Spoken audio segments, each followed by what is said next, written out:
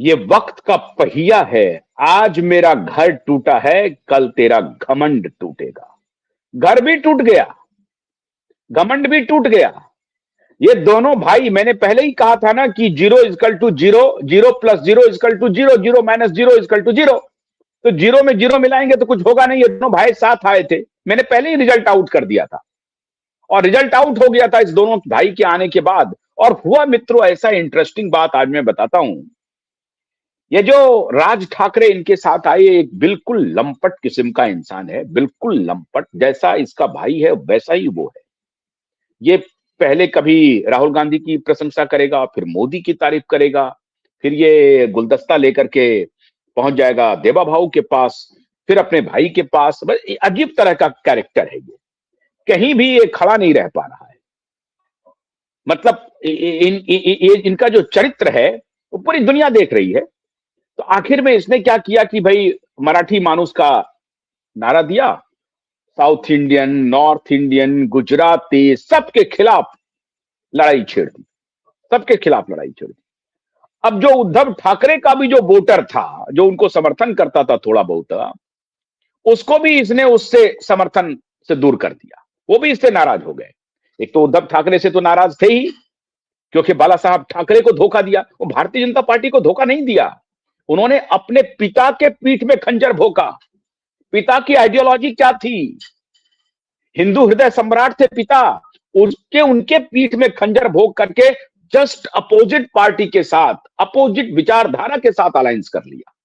तो केवल भारतीय जनता पार्टी को इसने खंजर नहीं भोंका मित्रों, इसने अपने पिता को खंजर भोंका था।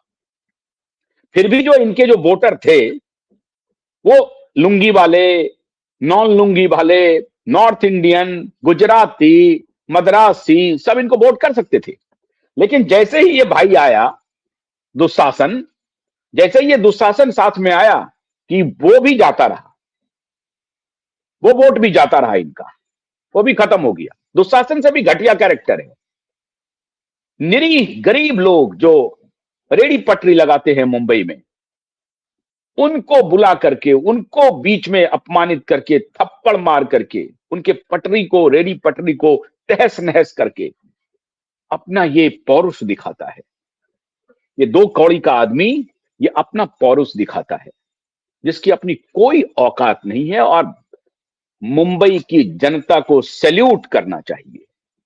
आज महाराष्ट्र के मराठी मानुस को सैल्यूट करने का वक्त है कि मराठी मानुस ने इन दोनों भाइयों को औकात दिखा दी। और वो जो दलाल पत्रकार रात 9 बजे तक लगे हुए थे कि सरकार बन जाएगी, सरकार बन जाएगी, महाविकास अघाड़ी आ गया, 24 सीट मिल गया है कांग्रेस पार्टी को, तो सरकार बन जाएगी, उन दलाल पत्रकारों को भी चुप कर दिया।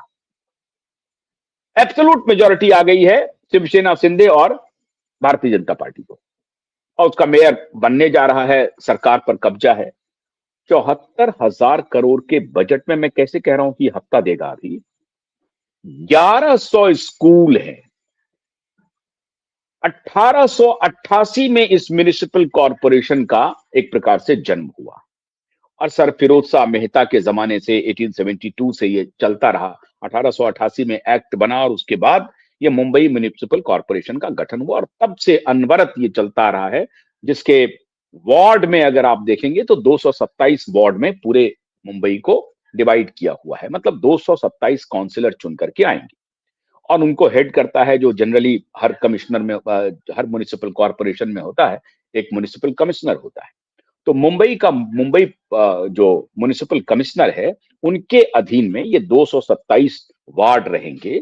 और फिर अलग अलग जोन में डिवाइड करके असिस्टेंट डिप्टी कमिश्नर होंगे, असिस्टेंट कमिश्नर होंगे, डिप्टी कमिश्नर होंगे। इस तरह से अलग अलग जोन में कमिश्नर के हिसाब से ये पूरा प्रशासन चलता है।